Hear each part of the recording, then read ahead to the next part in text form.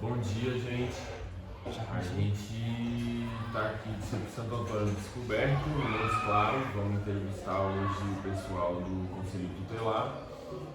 Eu sou o Carlos Henrique, ela é a professora Anaí e eu queria que vocês pudessem se apresentar. Então, bom dia a todos. Antemão, a gente queria agradecer o convite de vocês nesse projeto aí do podcast. Estou muito feliz pelo convite. Eu sou Roberto Lira, estou conselheiro tutelar pelo 3º mandato. Bom dia a todos, eu sou Márcio Rodrigues, sou conselheiro tutelar no 3º mandato e é uma alegria, uma satisfação estar com vocês nesta manhã para falar de um assunto tão importante, e recorrente nesse mês de maio, na campanha 18 de maio. Ela tem como objetivo conscientizar, mobilizar toda a comunidade quanto à importância do abuso e exploração sexual contra crianças e adolescentes. Bom dia a todos, meu nome é sou Helena Alves, estou conselheira pelo 1º mandato. Estou muito feliz aqui pelo convite de vocês, agradeço muito.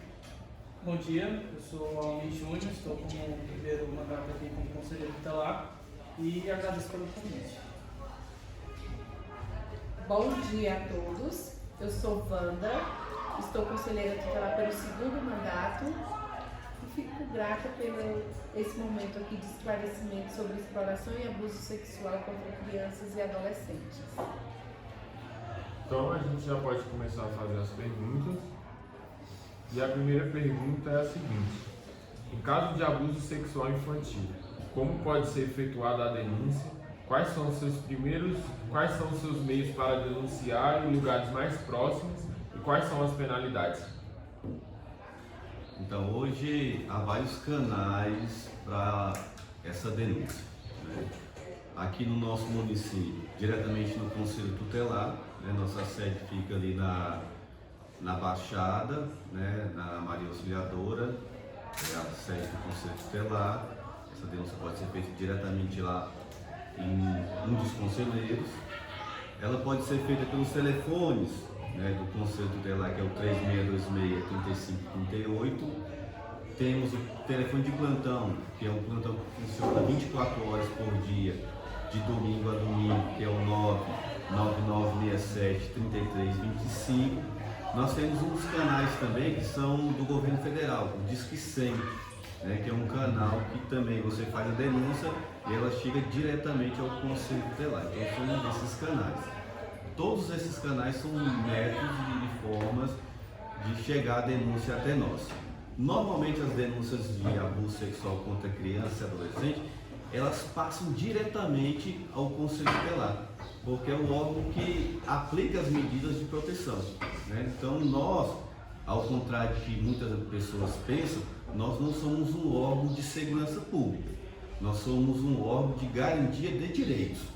O Conselho Tutelar nasceu a partir do Estatuto da Criança e do Adolescente, criado em 1990, e como um órgão de garantia desses direitos. Então o Conselho Tutelar ele é como um todo, todos os direitos das Isso, crianças, exatamente. Então todos aqueles artigos, leis depositadas lá no Estatuto, que são mais de 200 artigos, todos eles estão diretamente ligados a nós em garanti-los a vocês, adolescentes e crianças. Então, assim, todos esses artigos estão lá estabelecidos e nós, como órgão, somos os principais autores dessa garantia de direitos. Todas as vezes que um direito desse for violado, o Conselho Tutelar vai ser acionado para que ele seja restabelecido e garantido a vocês. Chegando nessa denúncia lá no Conselho Tutelar, a primeira medida é dar segurança à criança e ao adolescente, tirar ele do momento de risco. Muitas das vezes esse abuso é cometido por alguém que está dentro de casa, infelizmente. Então é retirar essa criança dessa situação de risco, colocado ela em segurança, ou numa família substituta, ou numa família extensa, ou dependendo da gravidade, num abrigo, até que seja resolvida toda a situação. Hoje a pena para isso são crimes hediondos, né? Todo crime cometido contra criança e adolescente hoje a gravidade é máxima e se torna hediondo. A pena máxima é de 15 anos, aliás, a mínima é de 15 anos e a máxima a estipulada, né, dado a gravidade do fato. A senhora tem alguma pergunta? Não, assim, só uma consideração que é muito interessante essa questão da criação do Conselho Tutelar. Ele foi criado na década de 90, né? E no ano subsequente, ou seja, em 91, houve também a apuração, né? A CPI da exploração sexual infantil no Brasil, né? Que teve uma forte evidência aqui na Câmara dos Deputados e tudo mais, onde vários casos de abuso e exploração sexual infantil contra menores, principalmente menores de rua, né? Aqueles que a gente chama que estavam em situação de risco, né? Eles eram abusados e não havia uma penalidade, uma culpabilidade por parte do agressor para esses jovens, para esses adolescentes. O Brasil é muito avançado em leis. Pra vocês terem ideia, o Brasil é um dos únicos países no mundo que tem leis específicas que tratam sobre a proteção de crianças e adolescentes. Anteriormente ao Estatuto, se tinha o tal do Código de Menores, né, que não garantia direitos, só determinava punições, na grande maioria. Nessa época tinha as chamadas FEBEMs, que eram presídios mesmo, né, que colocavam esses adolescentes que cometiam crimes. E hoje a gente fala que o Estatuto estabeleceu que o adolescente ele não comete crime, ele comete ato infracional, né, que é a mesma coisa de crime, mas a nomenclatura para o adolescente se tornou essa, né, ato infracional. E isso resguarda ao adolescente. Isso não quer dizer, pessoal, que o que muita sociedade pensa, que o Estatuto está passando a mão na cabeça de adolescente, não é isso. É que tem a punição, tem sim, mas nós temos que lembrar que tem os direitos resguardados desses adolescentes, né? Tem a punição e também tem os direitos que tem que ser resguardados, até mesmo um adulto que comete crime, né? Ele é punido, mas ele tem os seus direitos resguardados. E anteriormente ao Estatuto, isso não se via em relação aos adolescentes, eram jogados em qualquer lugar, né?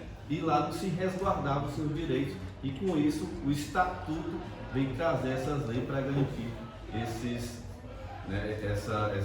proteção integral à criança e ao adolescente. Certo. A próxima pergunta, então. O que fazer para tratar feridas mentais ou traumas após uma criança ter sido explorada? E qual o papel do Conselho Tutelar sobre as ações cautelares nas violências domésticas e infantil na sociedade?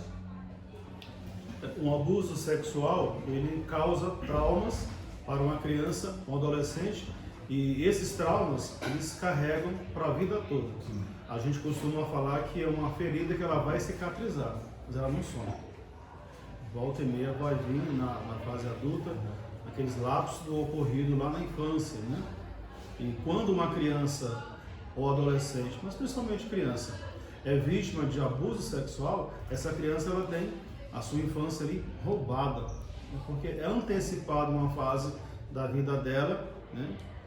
E a questão desse direito violado que a criança tem, né, quando se ocorre um abuso sexual. Então isso é um trauma que a criança sofre, necessita de um atendimento de forma urgente, psicológico, e um acompanhamento contínuo, psicológico também, para amenizar esses danos psicológicos, né, mentais, que a criança sofre. Porque o abuso sexual, quando ocorre, ele é cercado de, o abusador ele vai ameaçar e vai chantagear. E geralmente ele age de força física para cometer o abuso sexual. Então tudo isso vai gerar esse trauma nessa criança ou adolescente.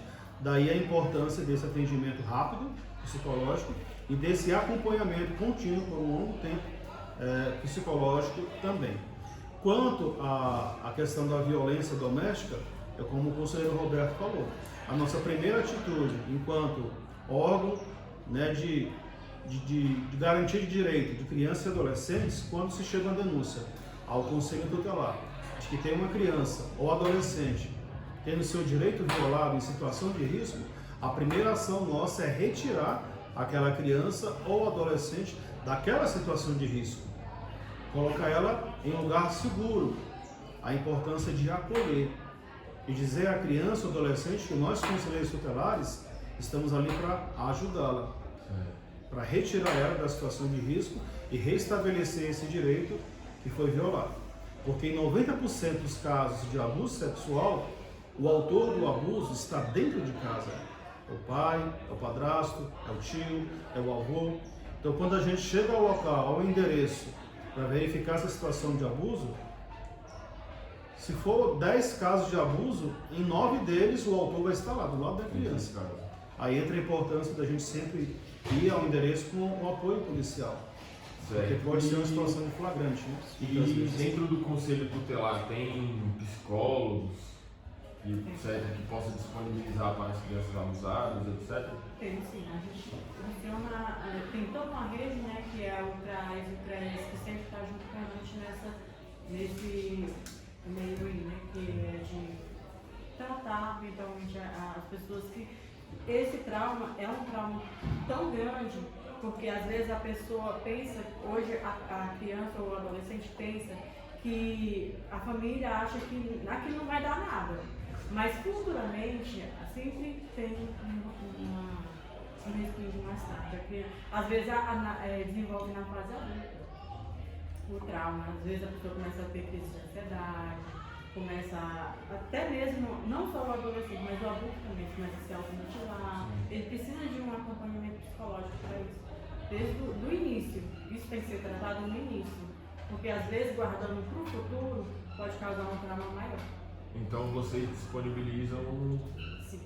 um psicólogo para a criança para ir acompanhando durante o período? A gente caminha sempre por trás, a saúde também tem um psicólogo para fazer esse acompanhamento. Quer falar alguma coisa? Não, assim, é só mesmo complementar o que eles disseram. Como a gente como professor, a gente acaba muitas das vezes sendo uma confiança da criança, do jovem, do adolescente, né? Então, assim, eu dou aula desde 2009, né? Eu terminei a faculdade, já entrei, já dando aula. E, assim, o que me marcou muito foi que, assim, logo nos primeiros meses da minha docência, da minha experiência como professora, com uns 20 e pouquinhos anos, de uma aluna em específico que ela faltava muito. Ela faltava muito, ela era muito magra, muito, assim, pela forma que ela se comportava, a gente falava, gente, essa menina não é muito legalzinha, né, da cabeça, assim, melhor dizendo. E daí, uma vez, ela chegou pra mim e comentou, professora, a senhora vai dar aula minha aqui? E aí eu falei assim, vou dar aula na escola, né, 10, 5 séries, eu tava pra escola inteira. Aí ela me falou assim, não, é porque eu quero te contar um negócio. Aí eu falei, tá, o que você quer me contar? Eu falei assim, olha, então, amanhã eu não vou vir pra escola. Eu fiquei olhando assim. E eu falei, tá, mas por quê? Aconteceu alguma coisa? Ela falou assim, não, porque amanhã eu vou pra polícia. Eu falei, você vai pra polícia? Né? Eu não entendi. Porque ela falava muito enrolado. Aí eu falei, mas você vai fazer o que na polícia? Aí ela falou assim, não, é porque eu fui estuprada. Mas eu não queria, professora, eu não sou mais virgem, mas não é porque eu não quero. É porque o meu pai me abusou. E sabe o meu padrasto? Ele me abusou também. E sabe o meu tio? Ele me abusou também. Sabe a fulana de tal, da sala tal? Do fulano? E a outra fulana? E o outro menininho? Então, eles também me abusaram. Então, assim, a gente via... Assim, foi o primeiro contato real que eu tive com exploração sexual infantil, foi com ela. Porque eu sabia muito na teoria. Então, assim, foi muito marcante pra mim. E essa menina, eu não esqueço dela. Sempre que eu falo, eu fico bastante, assim, ainda me dói, porque na época, a minha filha era pequenininha, e eu falava, gente, como assim? Né? Essa menina tem 11 anos, e ela já sofreu abuso por tantos homens, né, próximos de casa. Foi o pai, foi o tio, foi o padrasto, foi o vizinho, e não só ela, como outras crianças que eu dou aula também sofrem isso. Então, assim, às vezes a gente, como professor, a gente tem que ter essa sensibilidade. Esse tato de perceber as nuances, perceber as mudanças sutis de comportamento, porque elas acontecem, né? E sempre estar assim, né, colado com vocês, junto com vocês, fazendo esse trabalho de estar próximo, de estar denunciando, de estar avisando, porque quando a gente tem um conhecimento de um abuso ou de uma tentativa de um abuso e a gente não faz nada, a gente é omisso ao crime, né? E a gente não pode ser omisso a esse tipo de coisa. É por isso que a importância que a gente sempre leva no ensino, né? essa lei de educação do município, a regional, né, de ensino, é importantíssimo estar junto conosco. Né? Vocês muitas das vezes estão na ponta, né, atendendo ali a criança e o adolescente. E essa sensibilidade que a senhora falou tem que estar em todos os professores, porque boa parte das denúncias que chegam até nós é por via educação, é o professor, é a direção. Então essa sensibilidade, esse olhar diferenciado da educação, dos professores, da direção, ela tem que acontecer no dia a dia da escola, né? Não é normal que uma criança que estava tudo bem, daqui a pouco começa a faltar, ou que era alegre está triste, né? Então essa sensibilidade de vocês, professores, esse olhar atento vai ajudar e muito, né, a ação do Conselho Tutelar para que esses crimes não aconteçam. A gente tem casos aí de crianças que vêm sendo abusadas há 4, 5 anos, né? E foi descoberto por professores.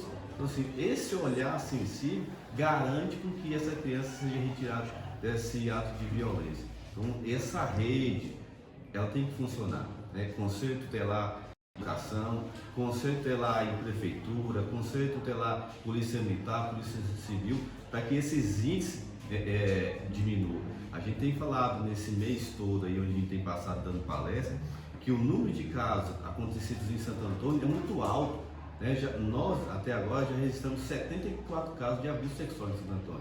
É um número muito alto. A gente teve notícia que Brasília foram 69 casos. Brasília, até o momento. E Santo Antônio, olha só, Santo Antônio descoberto teve 74 casos. Então, proporcionalmente, é muito alto, né? A gente quer, se Deus quiser, poder voltar aqui, né, o ano que vem para falar de coisas boas, que o número diminuiu, né, que os casos foram resolvidos, que foram solucionados, né? Então, trazer notícias boas, o que a gente quer. O Conselho Tutelar não quer andar por aí falando de números altos de abuso, não, a gente quer falar de coisas boas, né? Que a criança, adolescente, ele está sendo protegido, que a família está respeitando.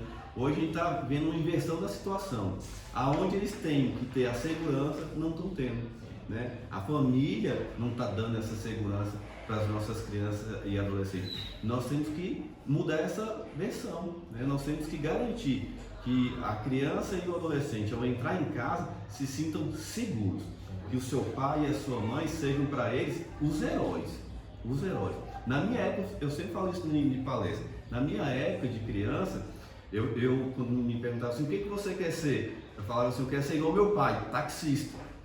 Tá certo que eu falo assim, eu não virei taxista, estou conselho tutelar, mas tudo bem. Mas eu via no meu pai o herói, né? Aquela coisa boa. E hoje a gente não vê mais isso, né? A gente não vê mais isso. A gente pergunta para uma criança hoje, você quer ser... Ah não, eu quero ser igual o tio lá da rua, né? Eu quero ser igual o fulano. Nós temos que voltar e resgatar isso. As nossas crianças e adolescentes têm que ver nos pais os seus heróis. Eu quero ser igual a minha mãe, eu quero ser igual meu pai. É isso, resgatar o valor da família para que essas crianças e adolescentes se sintam seguros em casa. Completando o que o Roberto e a professora estavam falando, uma coisa que a gente tem que observar mais o comportamento das crianças, descobrir o que está acontecendo, porque é muito tempo de sofrimento uma criança ficar 4 anos dentro de casa, sofrendo, se trancando dentro de um quarto, se isolando da própria família para poder ter aquela proteção, ou não sofrer tanta violência mais dentro da sua própria casa, né? Então, assim, e isso, principalmente o professor que está dia a dia, com todos os alunos, é mais presente na vida das crianças e adolescentes do que os próprios pais, para poder detectar isso e a gente passar a tratar isso o quanto antes, né? Porque é muito tempo de sofrimento. Tem crianças que é abusada com 5, 6, 7, 8 anos, até os 14, 15, 16 anos é que vem descobrir. Então é muito tempo de sofrimento e a situação vem só se agravando. Cada ano que vai passando vai se agravando. Então assim, descobrir o quanto antes para ver se ameniza um pouco a dor dessa criança e adolescente o mais rápido possível. Sim, mais uma dúvida que eu acredito que seja a dúvida de muita gente também. Abuso sexual e assédio tem diferença? Tem. Quais são as diferenças? No caso, o abuso sexual é a prática, tanto o ato sexual como o simples tocar, que incomoda o adolescente e a criança. A gente acompanha diversos casos que a menina ou o menino se sente incomodado com o colo do avô, o colo do tio, que sente algum incômodo, ou na escola, que eu tiro a gracinha, o menino ou a menina tira a gracinha com um determinado adolescente que não gosta. Isso caracteriza um abuso sexual. O assédio sexual tem também, porque, querendo ou não, hoje muitos adolescentes, meninos que acham que não vai dar nada, porque são adolescentes, querem fazer o que querem. A questão de um simples toque, abraçar a menina por trás, um beijo. Isso é um assédio sexual, isso é um abuso sexual. Já a gente acompanha também casos de exploração sexual, quando tem uma finalidade de custo, de fim, é o dinheiro, a menina manda nudes para um rapaz ou para um senhor e ele acaba ameaçando, falando que é para ela mandar mais, que ela que se caso ela não mandar, vai ser publicada a foto dela no site pornográfico, ou mandar para a família, para amigos. Isso é a prática de exploração sexual. E a gente acompanha aqui na cidade. Tem casos de meninas e meninos que são explorados sexualmente, que a gente, graças a Deus, identificou e passamos para a Polícia Civil para investigar. E a questão de exploração sexual acontece mais em cidades turísticas, né? Então, assim, você, um adulto, essas pessoas de financeiro bem elevados, né, acaba pagando as meninas humildes em troca do sexo, né? Então, assim, em lugares praianos acontece muito isso, e acontece também muitos assassinatos também, né? As meninas serem assassinadas, talvez por muitas vezes não querer fazer o que eles querem que faça, e acaba acontecendo os assassinatos com adolescentes, isso tanto para menino quanto para menina, acontece muito isso. E que eu falo também muitas vezes nas palestras que a gente faz na escola, né, é a questão dos jogos e das redes sociais. A gente tem que tomar muito cuidado, porque hoje a tecnologia está avançando mais e mais.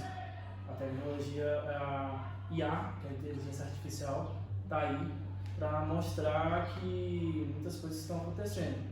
Como foi até passado numa novela, que o cara se passou por um adolescente, uma atriz, né, no caso de publicação de revista, e induziu a adolescente a mandar fotos para ela, para mandar para a agência, né, para o serviço da agência. Só que não era isso. Era um pedófilo que estava usando as fotos dela e estava ameaçando ela, caso ela não mandasse mais foto, que iria expor essas fotos para a comunidade onde ela estava e para os sites pornográficos. Então, você tomar cuidado. Em questão do que o seu filho está vendo, está mexendo, está conversando, porque a gente acompanha e tem casos que, infelizmente, não tem um final feliz. Supervisão dos pais, né? Sim. E mais uma pergunta, dos casos mais inusitados que vocês já falaram, que todos são marcantes, tem alguns que marcam mais. Qual é um dos casos mais inusitados que vocês já receberam?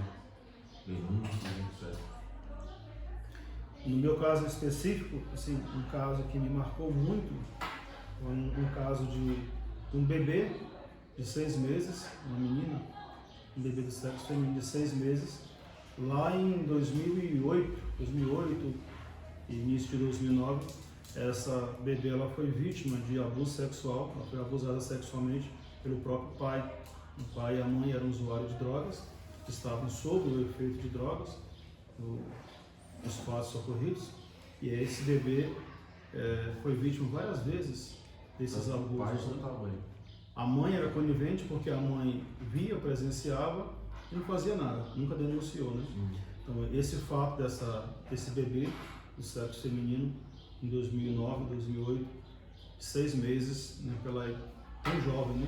Apenas 6 meses teve a sua vida ceifada, né? E no último abuso a bebezinha não resistiu e morreu durante o ato sexual, durante o abuso sexual, né? Os autores foram presos, até hoje estão presos, pagando por esse mal que fizeram nesse anjinho de 6 meses.